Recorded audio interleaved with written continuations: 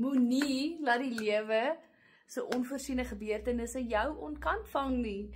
Hallo julle, my naam is Kelly. Ek het so ruk terug begin met my digital marketing journey. Absolutely amazing. Ek love hierdie program. Ek love net alles hiervan. Julle, ek voel so deel van hierdie community omdat hierdie mense my so baie help.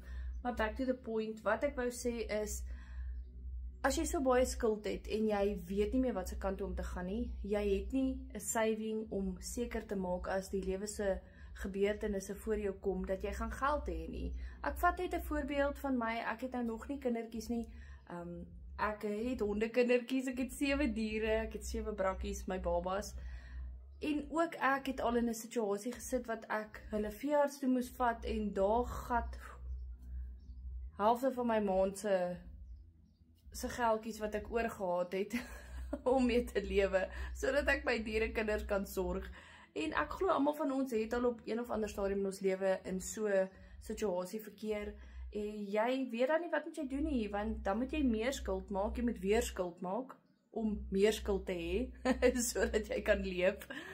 Dit is soos 'n vicious cycle in die lewe. Maar ag, weet jy, dit kan vir jou verander. Jy kan regtig in 'n ander rigting beweeg as jy vandag die keuse maak om te begin met digital marketing.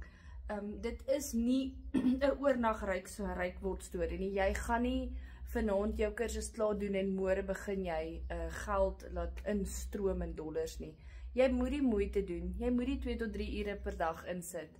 Jy moet wifi hê om dit te kan doen, en jy moet coachable wees. Jy moet kan leer hoe om hierdie program te hanteer en hoe om dit te begin, en 'n mens leer, daar is soveel goed wat hierdie vrou hier vir Michelle O'Neill 'n mens leer.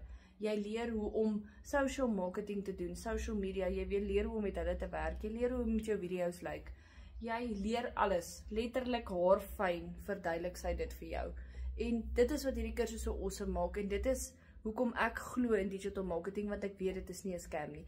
Vandag is hier al 24 miljonêers. Vandag was die vroukie, ek weet nie van waar sy kom nie, in ons community gepost dat sy die 24ste Suid-Afrikaanse miljonêr is. Nou as dit nie amazing is nie, julle, I don't know what's gonna be.